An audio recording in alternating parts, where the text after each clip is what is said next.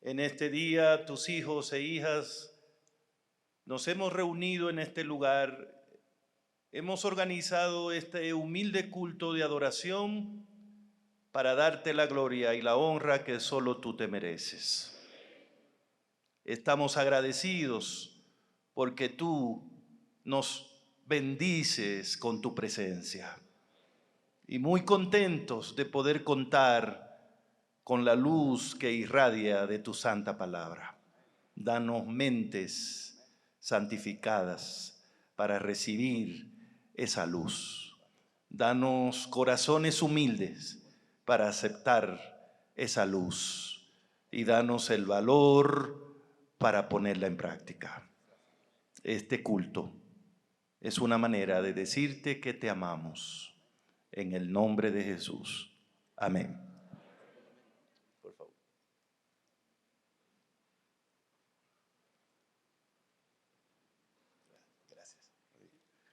Gracias, Freddy.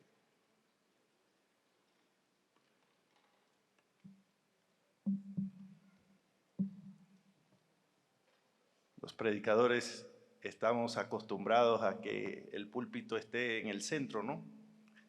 Sentía ya que el sermón se iba de lado. Y hablando del sermón, quiero adelantarles que el sermón de esta mañana es para una persona que está aquí. El nombre de esa persona es Para mí. Así se llama. ¿Cómo se llama la persona? Y esa es la única persona para la que el Señor ha enviado el sermón de esta mañana.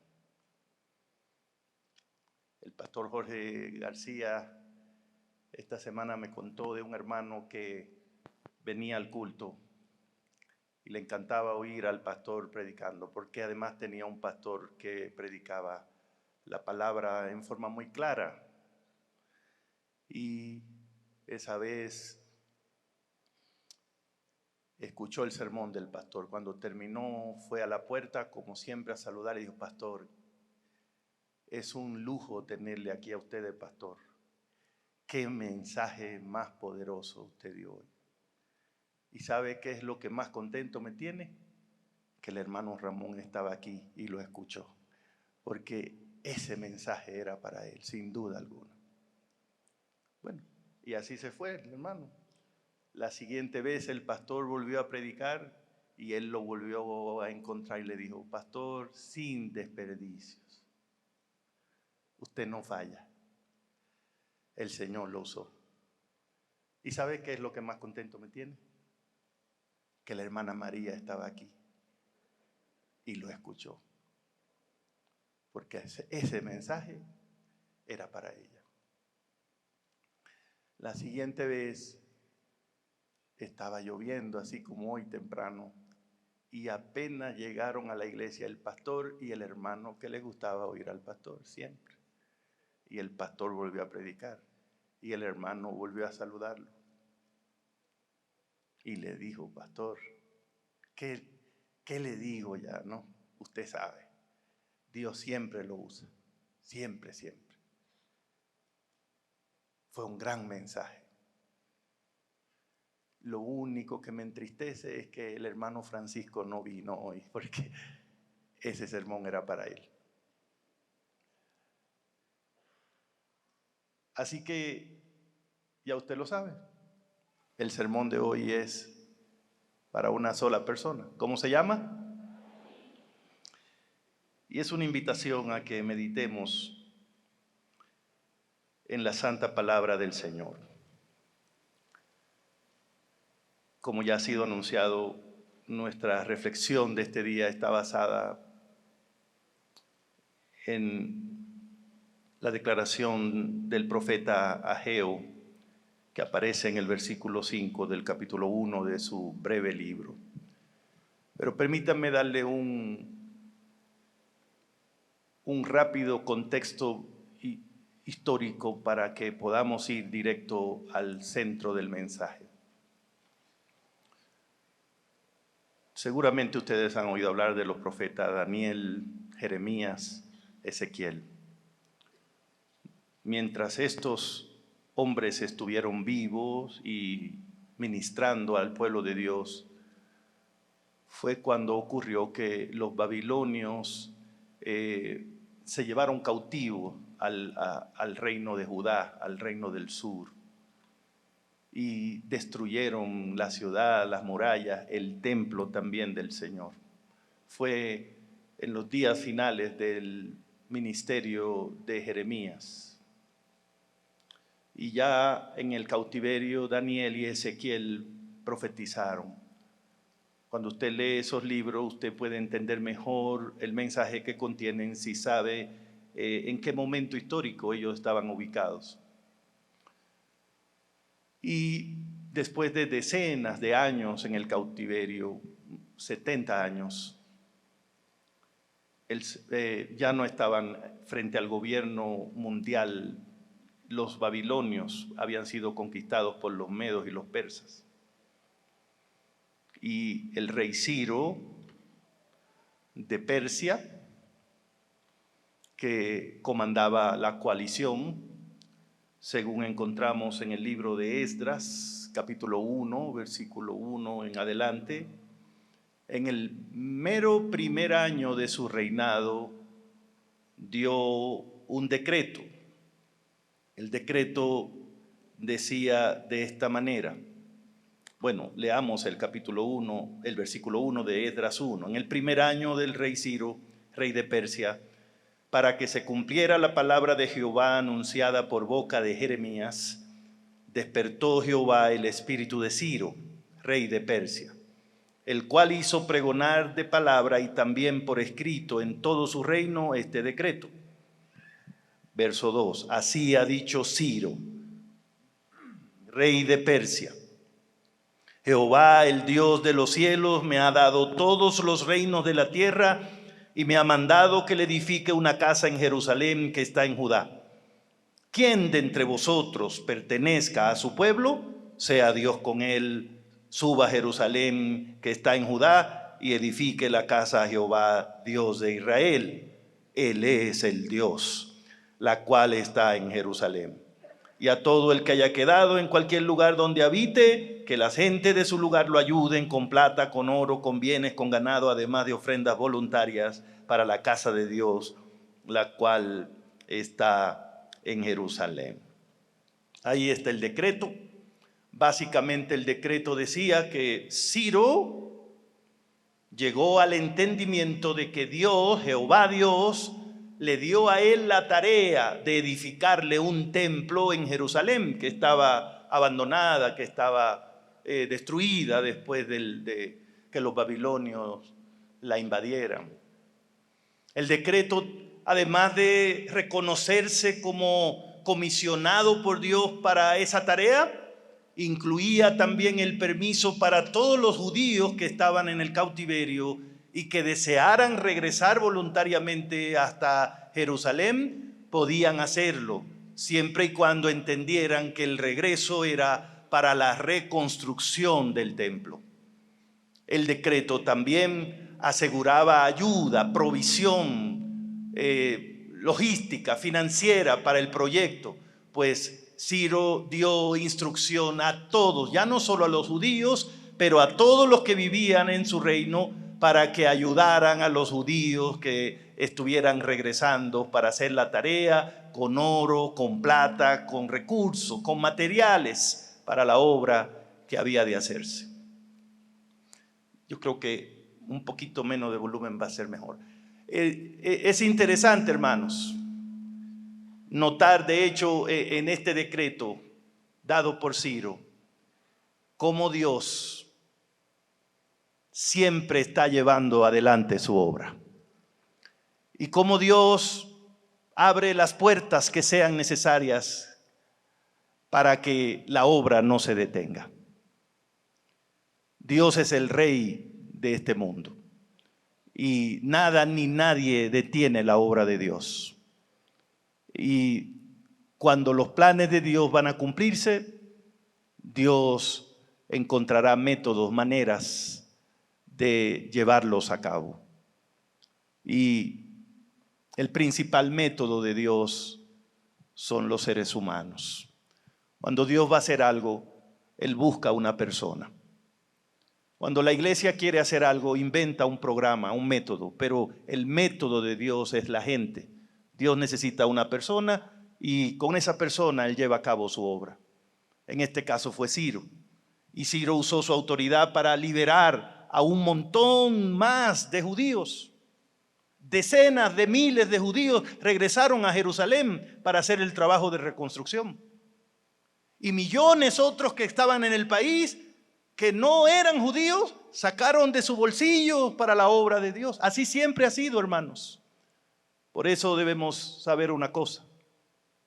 Si alguno de nosotros cierra su corazón o su bolsillo para dar para la obra de Dios, de todas maneras la obra de Dios irá adelante. Dios proveerá. ¿Proveerá con nosotros o proveerá con otras personas? Cuando no habían judíos para dar, Dios usó paganos para que dieran.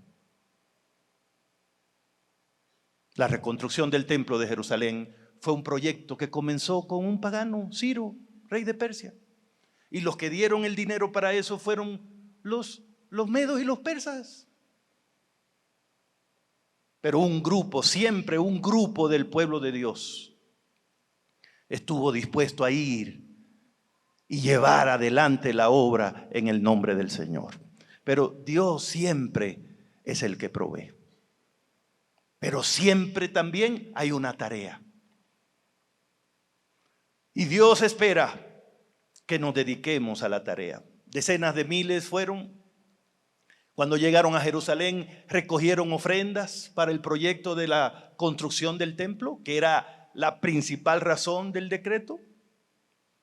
Lo primero que levantaron fue el altar, lo pusieron a funcionar. No había templo, pero levantaron el altar y comenzaron los sacrificios. Y cuando ya tenían 2 años de haber regresado, a los 2 años de haber regresado, habían puesto, según todo esto que estoy diciendo, según el libro de Esdras, habían puesto el fundamento para la reconstrucción del nuevo templo, el segundo templo. El primero había sido hecho por Salomón. Pero Esdras cuenta que la obra a los 2 años se detuvo. Y Esdras dice que la explicación que da Esdras, y es cierta, es que realmente el pueblo de Dios enfrentó muchas dificultades, problemas que les causaron los moradores de la tierra, la gente que vivía en los alrededores, en las provincias cercanas a Jerusalén, a Judá, los samaritanos, que eran un pueblo ya no con una identidad judía, y otros más, egipcios y otros, vinieron y complicaron, criticaron, atacaron y sobre todo trataron de indisponer al rey en cuanto al proyecto que los judíos estaban llevando a cabo. El punto es que se detuvo la obra de Dios.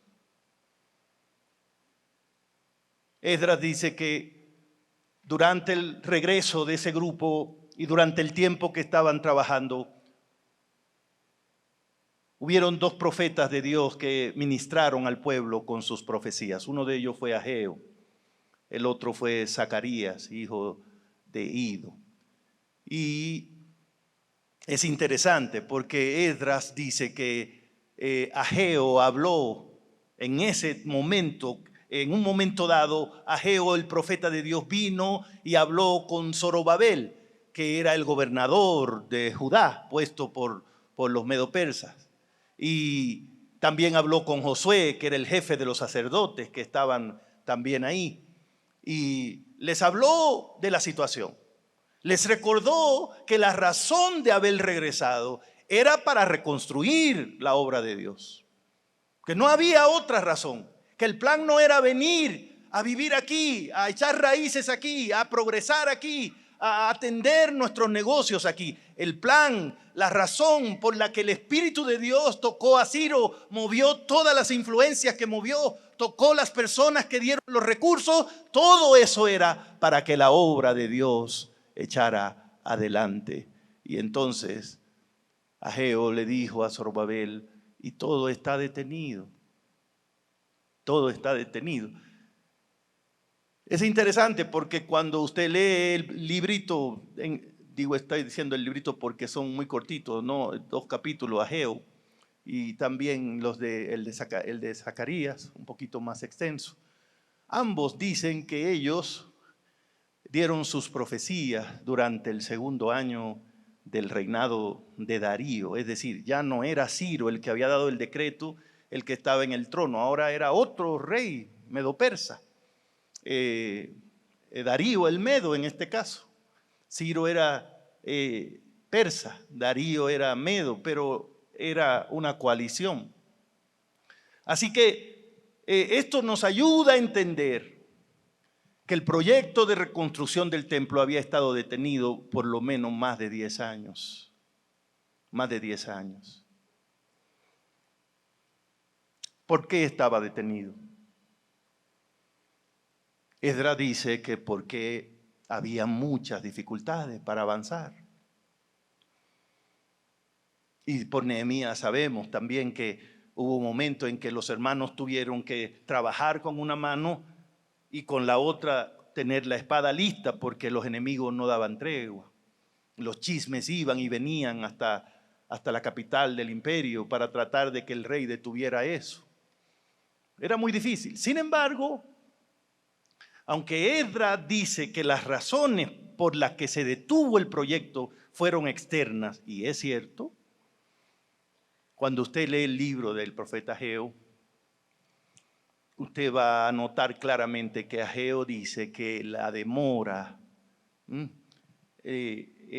la condición en la que se encontraba la obra de Dios era principalmente debida a una actitud equivocada que tenían los hijos de Dios en ese momento. Una actitud equivocada que quedaba perfectamente reflejada en las palabras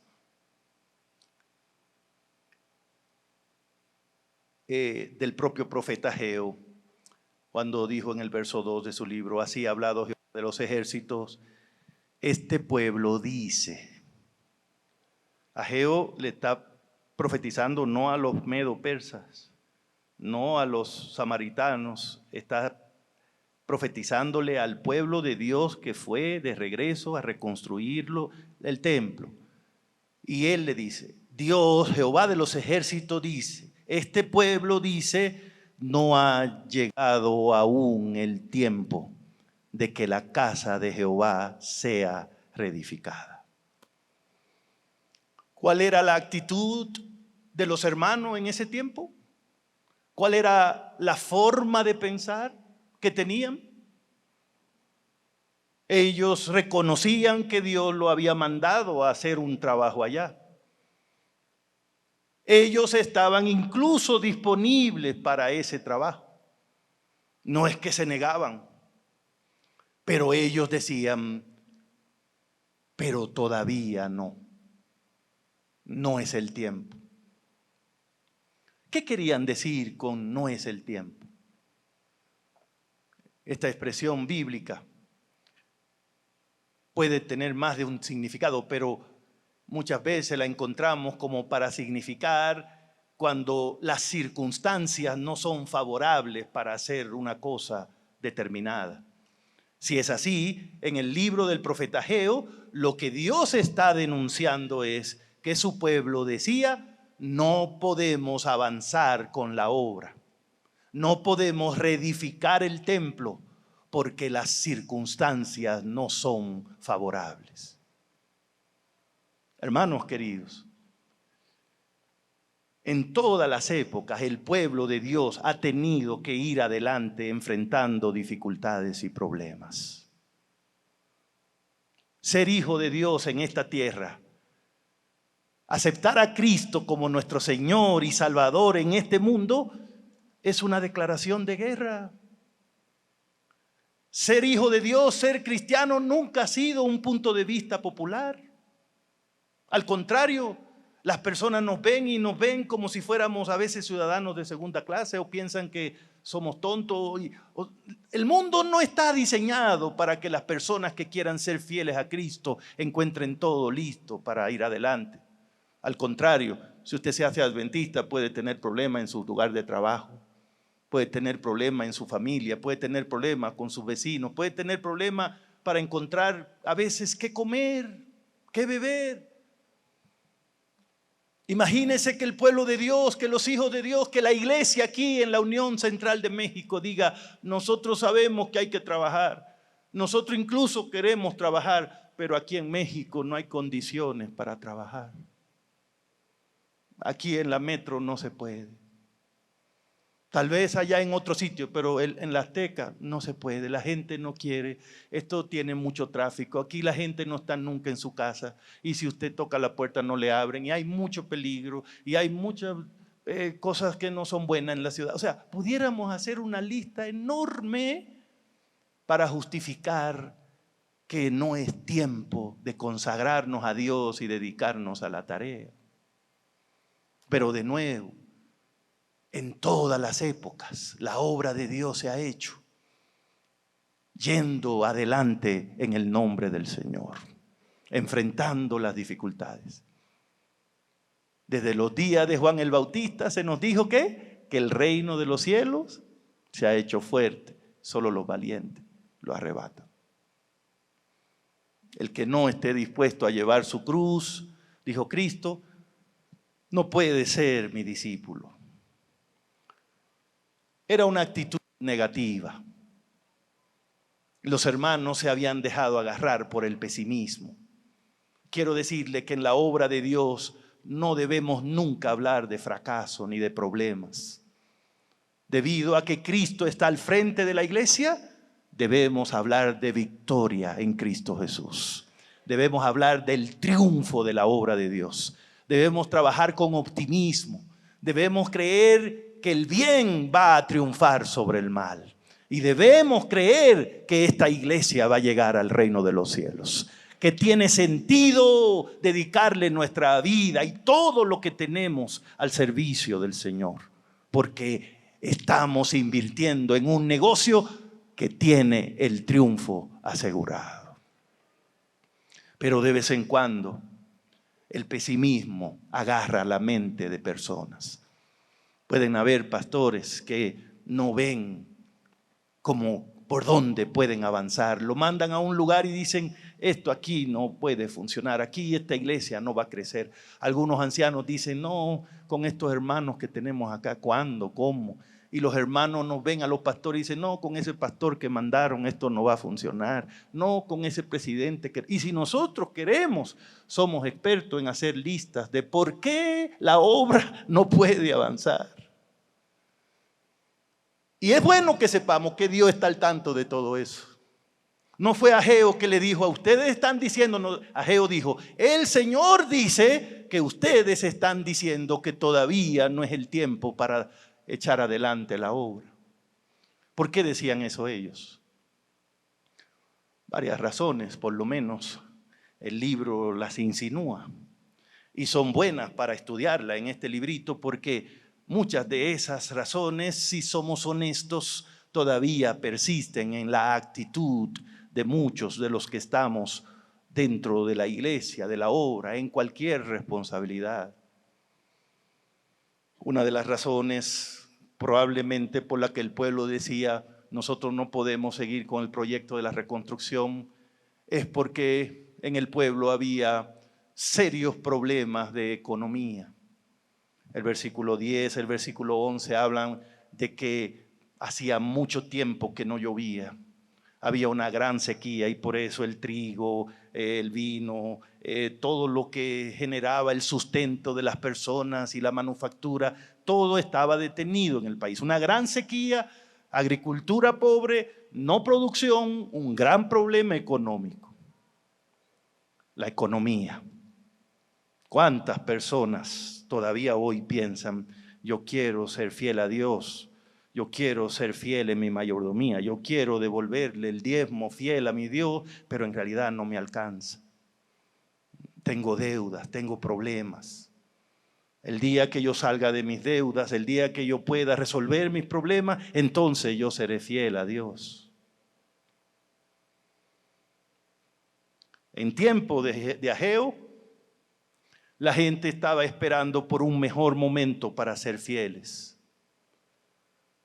Pero uno de los mensajes grandes que el profeta les dio a ellos es que precisamente si querían que ese momento llegara, la clave era ser fieles a Dios.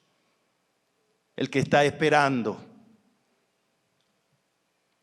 por un mejor momento para ser fiel, no se está dando cuenta que Dios está esperando que tú seas fiel para darte ese mejor momento.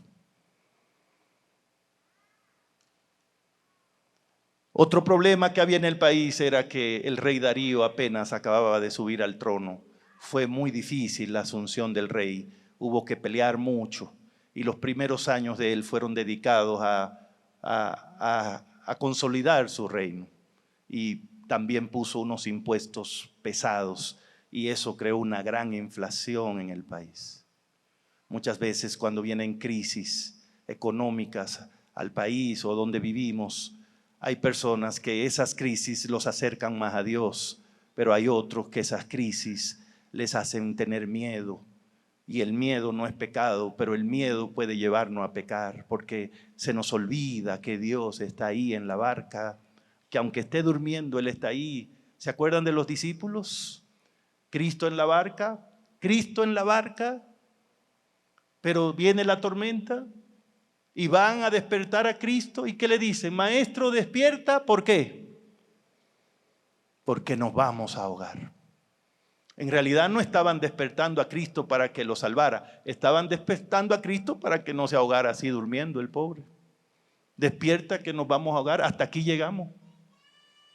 Hasta aquí llegamos. Pero Cristo estaba ahí.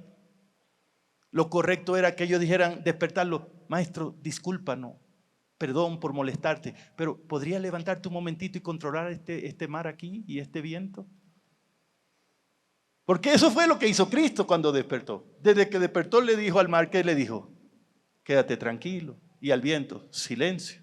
Y al rato no había tormenta. En realidad, donde está Cristo, nunca es un problema la tormenta. Las tormentas nos hacen daño cuando nos impiden ver que Cristo está con nosotros. Pero los hermanos en aquel tiempo solo veían la sequía, solo veían la inflación. Y estaba complicado porque iba gente a meterle chismes al rey de los judíos. Esos judíos están levantando ahí porque ellos quieren volver a ser independientes. Y como estaba Darío de sensible con su trono, era peligroso. El punto es que hicieron una buena lista de excusas económicas, políticas y circunstanciales, pero la conclusión a la que llegaron fue: no podemos trabajar. No podemos, este no es un momento para poner a Dios en primer lugar, ni la obra de Dios. Este no es un momento para invertir en el templo. Este no es un momento para hacer lo que sabemos que Dios quiere que hagamos. Y entonces, hermanos, el Señor le mostró claramente que todas esas eran excusas que no tenían un fundamento sólido, sino que estaban diseñadas para poder seguir viviendo de la manera en que vivían y no sentir remordimiento, no sentir la culpa por no estar haciendo lo que debían hacer. Hablaban de una economía con problemas y entonces el Señor en el verso 4 le dice: oh, no es tiempo para ustedes para restaurar mi casa, ¿no? Según ustedes, yo que soy el Dios tengo que conformarme con unas ruinas ahí. No tengo una casa donde estar. Mi presencia no tiene un lugar digno para estar. O sea, según ustedes, ahora no es tiempo para ponerme a mí en primer lugar. Entonces Dios le contesta en el verso 4: pero ¿es acaso para vosotros tiempo de habitar en vuestras casas artesonadas mientras mi casa está en ruinas? Es decir, Dios le dice al pueblo: ustedes dicen que no pueden invertir en mi obra porque la economía está mala, pero yo veo que con esa economía mala ustedes tienen sus propias cosas muy bonitas, sus casas forradas de madera, de cedro. Entonces Dios le dijo: parece que el argumento económico solo funciona cuando lo tienes que aplicar con mi obra, pero cuando es contigo no. Ustedes sí pueden tener las cosas lindas. Y detrás de esa actitud lo que Dios le estaba diciendo era: en realidad no es un problema de economía, en realidad es quién ocupa el primer lugar en tu vida. Y queda claro que ustedes se pusieron primero que a mí. Queda claro que yo no soy lo primero en sus vidas, porque las casas de ustedes están como debería estar mi casa, pero mi casa está en ruina, porque el dinero que debió invertirse en ella, ustedes lo usaron para acomodarse primero.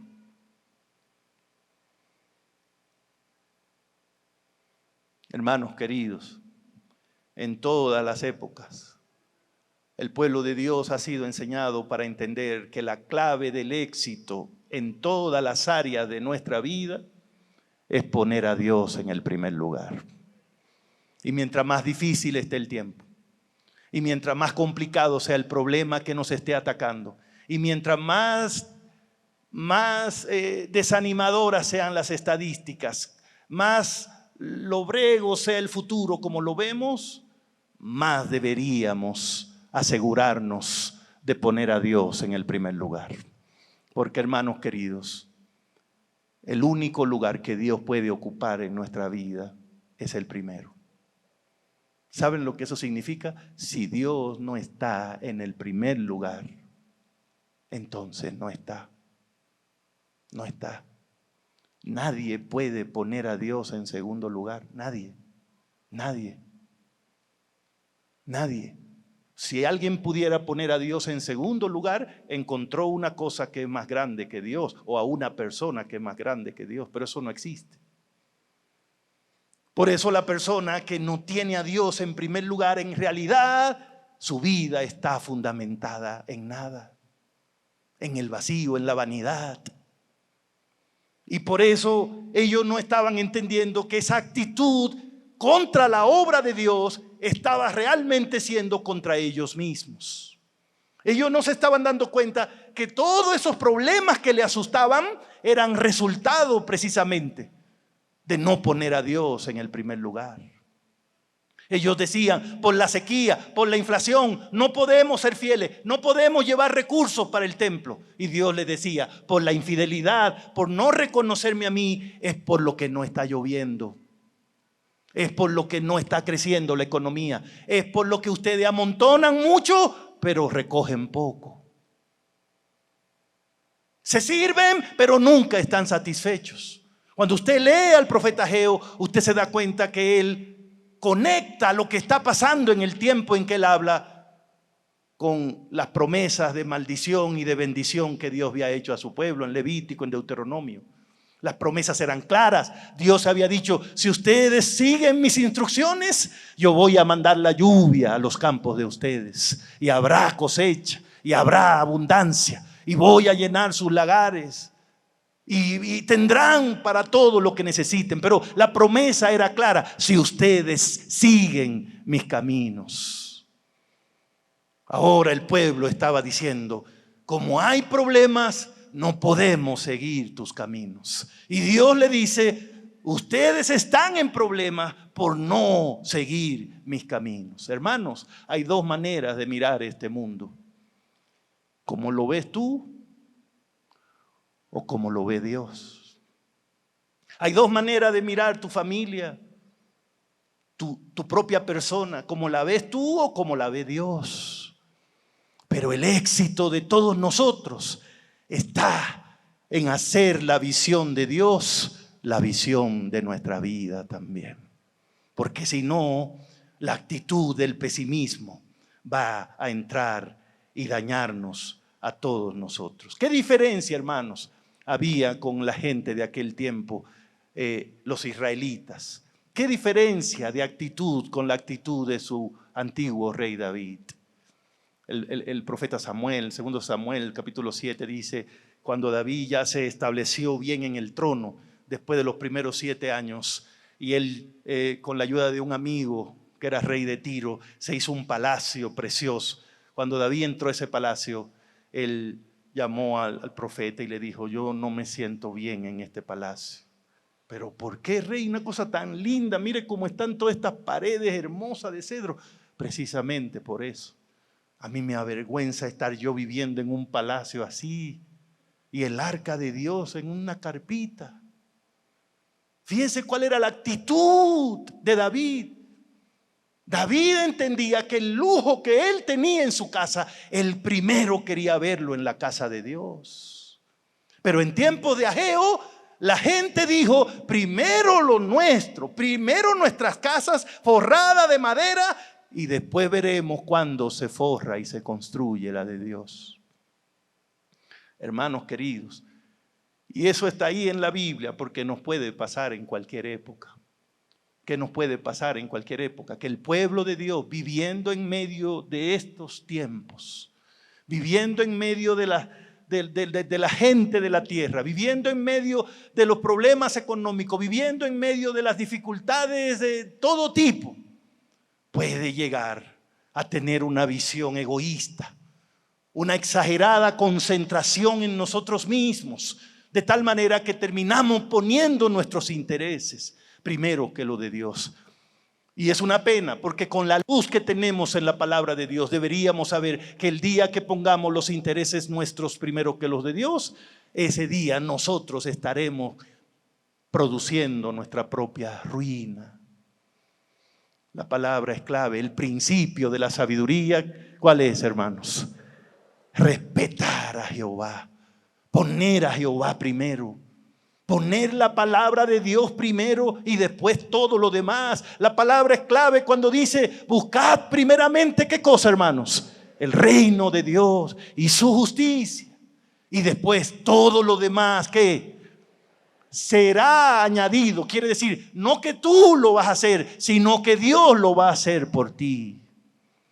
Dios quiere tener un pueblo en este mundo y Él lo está preparando. Y saben, nosotros todos los que estamos aquí hemos sido invitados a ser parte de ese pueblo de Dios. Pero el pueblo de Dios no se distingue porque va los sábados a un lugar que dice templo adventista. No. El pueblo de Dios se distingue porque son hombres y mujeres que donde quiera que viven, donde quiera que actúan, están, trabajan o hacen lo que hacen, ponen a Dios en primer lugar. Ponen la obra de Dios en primer lugar. Cada mujer que es parte del pueblo de Dios pone a Dios primero que a su esposo. Cada esposo pone a Dios primero que su esposa. Cada padre y madre pone a Dios primero que a sus hijos. Y cada persona se pone a Dios primero que a sí misma. Yo me pregunto si ese mensaje el Señor lo está mandando este sábado para nosotros, para decirnos que, contrario a lo que algunos creen, que no es tiempo de consagrarnos, que no es tiempo de trabajar para el Señor nos está diciendo: ahora es el tiempo. Ahora es el tiempo. Ahora es el tiempo de, si alguien lo va a hacer, que se levante y me ponga en primer lugar en su vida. Si alguien lo va a hacer, que se levante y colabore con mi obra y me ayude a restaurar mi obra en este mundo. Así como Dios mandó a la gente en tiempo de Ageo a restaurar el santuario. Porque el santuario, más que una casa, hermanos, era un símbolo de la presencia de Dios. ¿Se acuerdan cuando en Éxodo 25:8 Dios le dijo a Moisés: hacerme han un santuario y yo que habitaré en medio de ustedes? El santuario era el símbolo de que Dios estaba ahí. El santuario era el símbolo de que este mundo es de Dios. El santuario era el símbolo de que Dios tiene intereses en este mundo. El santuario era un símbolo de que Satanás no es dueño de este mundo, es un usurpador. Por eso Dios nunca ha permitido que el santuario quede derrotado. Aún si cae por algunas circunstancias, Dios provee los medios para levantarlo. Y donde quiera que haya un pueblo de Dios, un remanente de Dios, Él nos llama. Él nos llama a restaurar, a reconstruir, a la tarea, a dedicarnos, porque Dios quiere que su gloria llene toda la tierra. Y esa gloria irradia desde el santuario. ¿Dónde iba Moisés y Aarón a encontrarse con Dios? ¿Dónde se manifestaba la Shequina, la presencia de Dios? En el santuario. Cuando el santuario está derrotado, no hay gloria. Para que la gloria se manifieste, debe haber un santuario donde esa gloria se manifieste. Sea físico o sea espiritual. La obra de Dios aquí en México, en la metropolitana, en la Azteca, Dios quiere que vaya de victoria en victoria. ¿Por qué? Porque esa es la manera de llenar esta ciudad con su gloria. La obra de Dios, la iglesia, es una causa, es una obra en la cual Dios espera que todos nosotros nos comprometamos de alguna manera. Si tú estás aquí es porque tal vez Dios quiere decirte: ¿estás dedicado a la tarea? ¿O simplemente estás detenido porque según tú no puedes ahora? ¿Qué estás haciendo para que mi obra avance aquí en México? ¿De qué manera tú ayudas en tu iglesia local? Ahí donde vives, ahí donde trabajas, ahí donde estudias. ¿Sabía que la reconstrucción del templo no es solamente reconstruir edificios? ¿Sabía que ahora también cada uno de nosotros somos un templo espiritual, un templo del Espíritu Santo? De manera que cuando nosotros restauramos nuestra relación con Dios, estamos restaurando el templo de Dios. Y la gloria de Dios va a ser vista también a través de nosotros. Por eso el Señor le dijo a los discípulos: así alumbre vuestra luz delante de los hombres, para que la vean y que glorifiquen, le den la gloria a Dios. Oh hermanos, lo peor que le puede pasar a esta iglesia es que los pastores, los ancianos, los tesoreros, los directores de mayordomía y los miembros lleguemos a la conclusión de que no se puede hacer más, de que no podemos estudiar más la Biblia, de que no podemos orar más, porque nadie ora, porque la iglesia es un desastre, porque el mundo se metió a la iglesia. Lo peor que nos puede hacer el enemigo es poner en nuestra mente la idea de que no hay condiciones donde estamos para que la obra crezca, para que hayan más iglesias. Lo peor que uno de nosotros puede llegar a creer es que aunque quisiera no puedo ser más cristiano, aunque quisiera no puedo consagrarme. Tengo problemas, en la iglesia nadie me ayuda, nunca me ha visitado el pastor. Yo creo que Dios no contesta mis oraciones. Porque no puedo. Y sabes, si crees que no puedes, te tengo noticias: no puedes. No puedes. Pero Dios quiere que entendamos que la clave es ponerle a Él en primer lugar. Dios quiere que entendamos que no tenemos que esperar que Dios nos bendiga para ser fieles, sino que debemos ser fieles para que Dios nos bendiga. Porque la bendición más grande es ser fiel a Dios. La bendición más grande es ser fiel a Dios. Por eso, hermanos, permítanme concluir diciendo lo siguiente. Frente a esa actitud negativa, pesimista,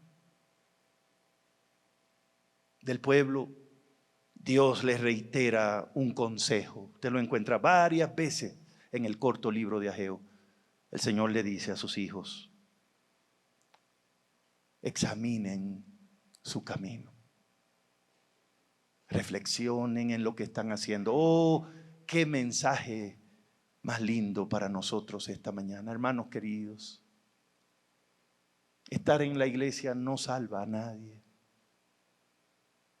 De hecho, la Biblia es clara al decir que una persona puede estar en la iglesia y estar totalmente perdida. Porque la iglesia no salva a nadie. La iglesia no es un fin. El plan de Dios no es traerte a la iglesia. El plan de Dios es darte vida eterna en Cristo Jesús. Como Dios te quiere salvar, te trajo a la iglesia. Porque la Biblia dice que Él añade a la iglesia a los que van a ser ¿qué? Salvos. La iglesia es un medio, no un fin. Llegaste a la iglesia, no se terminó el proceso, comienza el proceso. La iglesia es buena para el que la quiere aprovechar. La iglesia es buena para el que quiere renunciar al mundo y alinear su vida con la voluntad de Dios. La iglesia es buena para las personas que reflexionan. Hermanos, no se puede ser cristiano sin reflexionar, sin pensar. Nadie puede llegar al cielo agarrando cualquier camino. Nadie puede tener el carácter de Cristo viviendo de cualquier manera. La iglesia no es para personas que vienen a ella pero quieren seguir viviendo como vivían antes. Dios nos dice: mediten, reflexionen. Porque ¿saben? El que pasa de un estado negativo a un estado positivo sin reflexionar, volverá de nuevo al estado negativo desde el estado positivo sin reflexionar. Porque no sabe por qué le están pasando las cosas. No sabe por qué llegué a este punto. Tampoco puede ver por qué Dios está mandando lo que está mandando. Las promesas que Dios tiene. El futuro que nos espera en Cristo. Y por eso el mensaje en Ageo está ahí. Meditad en vuestros caminos. Meditad en el pasado. Miren, decía Ageo. Le decía él: mediten. Sembráis mucho, pero recogéis poco. Comen, pero no se le quita el hambre. Beben, pero no se le quita la sed. Se visten, pero siempre tienen frío. Y el que trabaja a jornal recibe su salario y se lo echan en un saco roto. Entra y sale de una vez. Tal vez aquí Dios está haciendo el retrato de la vida de muchos de nosotros. Trabajando de sol a sol, a veces sin vacaciones, a veces sacrificando la salud, la familia. Dándole duro, no porque esta es mi oportunidad. Pero si somos honestos, dentro muchas veces nos sentimos secos, vacíos. Le damos y le damos, pero no terminamos de satisfacernos. Y una cosa más y una cosa más, pero el vacío está ahí. Y tenemos otra cosa y queremos allá y vemos lo que tiene el otro, pero no se nos quita el afán, la angustia, la ansiedad. No se nos quita la preocupación. El Señor nos dice claramente: ¿saben por qué pasa eso? Porque se olvidaron de mí. Porque no me han puesto en el primer lugar. Porque mi obra es lo último para ustedes. Y porque arreglaron su vida en una forma en que lo más importante no es ser fiel a mí. Por eso Él dice: medita. Ese mensaje yo le dije para quién es, ¿verdad? Dios me dice: Roberto, piensa, ¿por qué estás como estás? ¿Por qué estás en la condición en que estás? Hay gente que está en la iglesia, está aburrida, cansada, no soporta ni siquiera un culto que se pase de 5 o 10 minutos, le cansa, le aburre, todo le molesta. Hay personas que están en la iglesia, pero con el corazón lleno de resentimiento. Alguien le ofendió. Hay gente en la iglesia, mujeres que están enojadas con los esposos, esposos con las esposas, padres con los hijos, hijos con los padres. Hay miembros de iglesia que no se hablan con el pastor. Hay pastores que no quieren ni saberse los nombres de los hermanos. Hay de todo.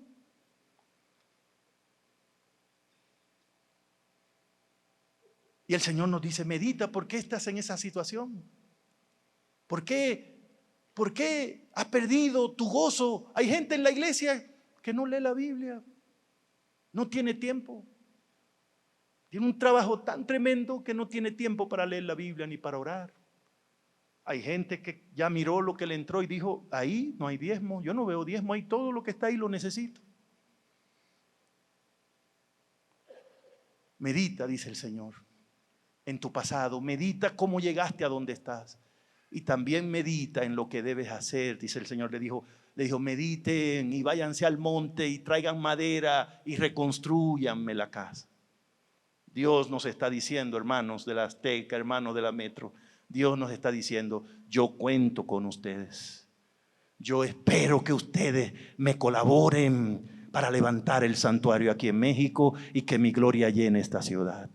Yo cuento con que ustedes van a ir al culto, que no se van a quedar ahí en pijama conectándose al Zoom. Yo cuento con que ustedes me van a apoyar en las iglesias, van a tomar los cargos que haga falta. Yo cuento con que de lo que yo le dé, ustedes van a ser fieles devolviendo el diezmo, trayendo ofrendas generosas. Yo cuento que van a ir al monte y van a traer madera y van a reconstruir mi casa. No tengo otra alternativa. Yo espero por ustedes. Yo cuento con ustedes. Mediten en lo que tiene que hacer. Hay alguien aquí que tal vez sabe que no está haciendo nada para que la obra de Dios avance.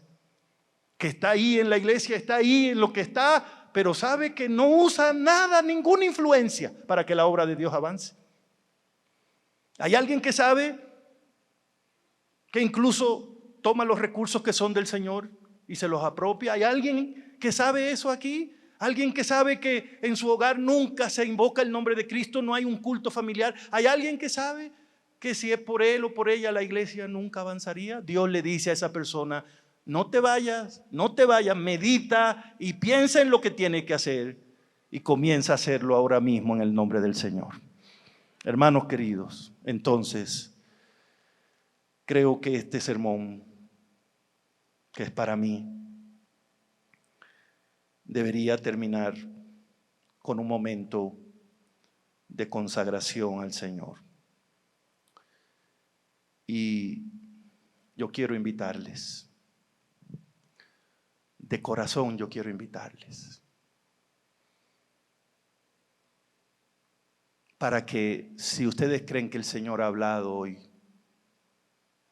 no solo ahora, durante todo este día nos ha hablado, entonces nosotros hagamos lo que hicieron los hermanos en tiempo de Ageo. Cuando Ageo le dio ese mensaje, dice la Biblia, que el gobernador Zorobabel, que el sumo sacerdote Josué, y todo el pueblo que estaba ahí se asustaron.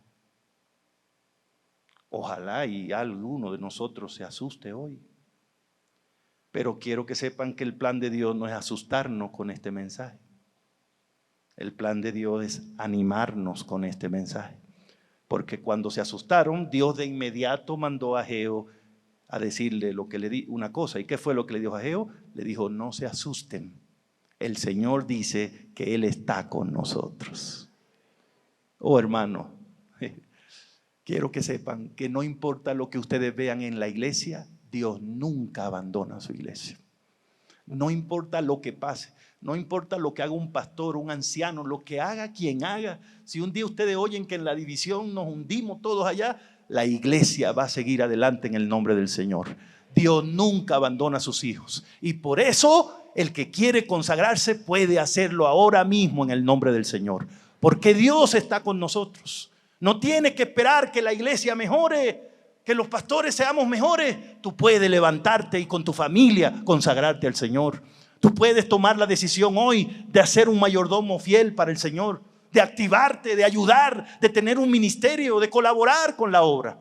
Porque Dios está con nosotros. Por eso yo quisiera tener una oración.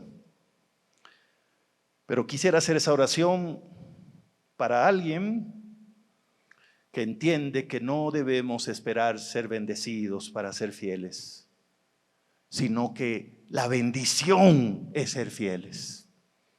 Esa es la bendición. La bendición de Dios no es dinero, no es salud, no es felicidad. La bendición de Dios es Cristo Jesús. La bendición de Dios es Cristo. El que tiene a Cristo, lo tiene todo. Porque aunque muera, volverá a vivir. Quiero orar por una persona que crea que este es el tiempo. No otro. Este es el tiempo. Ahora es que Dios quiere hacer aquí en la Unión de México Central una obra que nunca se ha hecho. Dios quiere que su gloria se vea en esta ciudad como nunca se ha visto. Dios quiere brillar por los pastores como nunca ha brillado, por los ancianos, por las iglesias, por las mujeres, por los jóvenes. Ahora tenemos que desterrar ese mensaje de que no es tiempo, de que no es tiempo, de que hay que cambiar esto primero, aquello o al otro allí. No, ahora es el tiempo porque Dios está con nosotros. Y si tú lo crees, entonces este es el tiempo de levantarte también. El tiempo precisamente para decidir nuestro destino, para hacer algo. Hermanos, hay muchísimo que hacer aquí en la Azteca, en la Metro, pero no va a venir alguien de otro sitio a hacerlo. Dios cuenta con nosotros aquí. Lo que haya que hacer, tenemos que hacerlo nosotros. Para que la misión se cumpla, Dios cuenta con tu fidelidad. Tú tienes una voz, tú conoces a alguien que no es adventista. Dios te da recursos, puede traer diezmos, puede traer ofrendas, puede repartir literatura, puede invitar a alguien a la iglesia, puede venir al culto, puede cantar un himno, puede orar por alguien. Dios necesita. Bueno, esa no es palabra correcta para usarla con Dios. Dios cuenta con tu fidelidad. Algunos sueñan con un mejor tiempo para la iglesia. No hay mejor tiempo que este, porque este es el momento cuando nos podemos levantar todos en el nombre del Señor y hacer algo para que la gloria de Dios se vea. ¿Hay alguien que quiere decirle al Señor: yo estoy listo, yo estoy lista, yo estoy dispuesto? Yo no quiero poner más excusas, no voy a esperar que la economía mejore, no voy a esperar que la gente deje de criticarme, no voy a esperar que dejen de meter chismes en la junta, no voy a esperar a tener un pastor que me guste más. No, ahora quiero levantarme a reconstruir tu casa, Señor, en mi vida y ahí donde tú me tienes. ¿Hay alguien que quiera decirles al Señor? Hay varios. Ustedes que se lo quieren decir al Señor, levántense delante del Señor. A algunos les gusta venir aquí delante, no tengo ningún problema, vamos a hacer la oración final de este culto. Si usted quiere, venga aquí delante. No hay nada mágico aquí delante, pero es una manera de decirle al Señor: escuché lo que me dijiste. Escuché, el mensaje no salió en vano, yo escuché y quiero hacer algo con lo que me dijiste. Ahí donde tú me tienes, quiero levantarme. Ahí en mi casa, quiero levantarme. Ahí en mi negocio, quiero hacer algo por ti, Señor. Ahí en mi iglesita voy a ayudar, voy a ayudar, voy a ayudar. Es tiempo de levantar los muros, es tiempo de levantar la casa de Dios. ¿Hay alguno más que quiera venir? ¿Hay alguno más que quiera venir? Venga. ¿Hay algún pastor que quiera venir también y decirle al Señor: Señor, ¿sabes qué? Ya no voy a poner más excusas, ya no voy a andar buscándole más pretexto al distrito, a las iglesias, a los hermanos. Yo voy a darlo todo para gloria tuya. ¿Hay algún anciano? ¿Hay alguna tesorera? Venga, venga, porque la obra va a tener obstáculos, no va a ser fácil, necesitamos el apoyo del Señor. Dios cuenta con nosotros y no lo olviden, Dios está con nosotros. ¿Estamos listos para orar?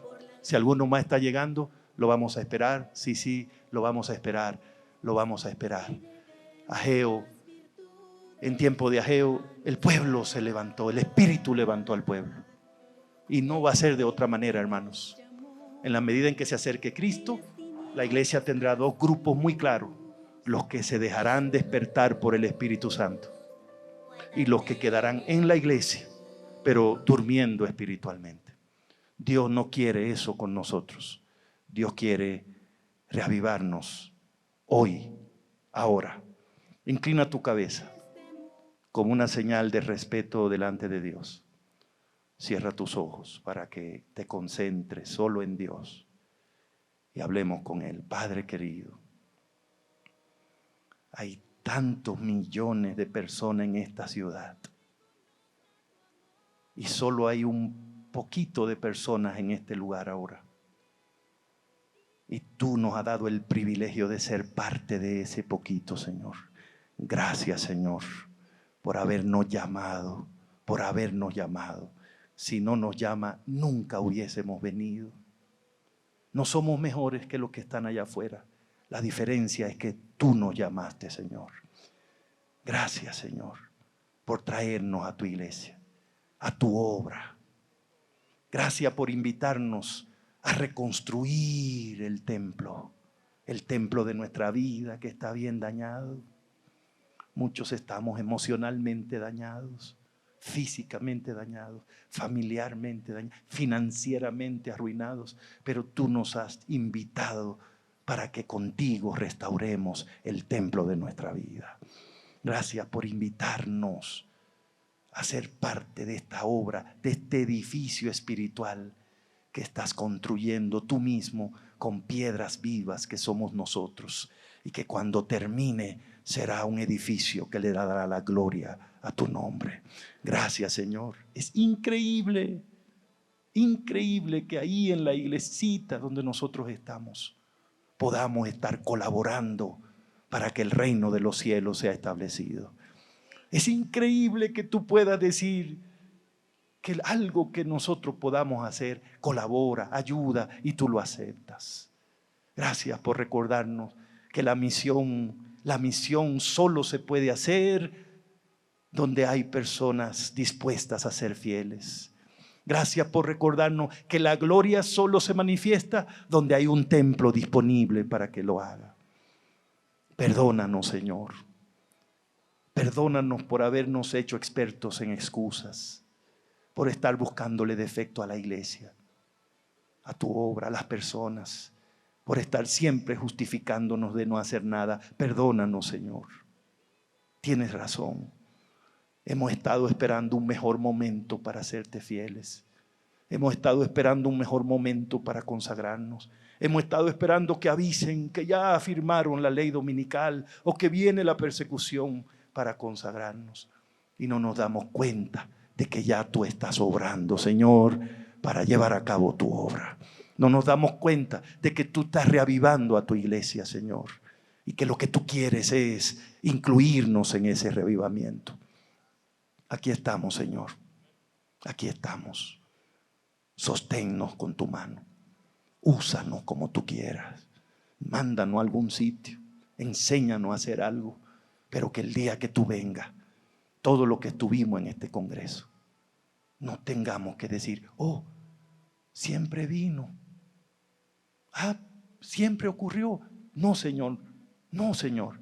Que el pesimismo no nos agarre ahora, sino que con optimismo trabajemos ahora para que aquel día podamos decir, ahí viene nuestro Dios. Le hemos esperado y Él nos salvará.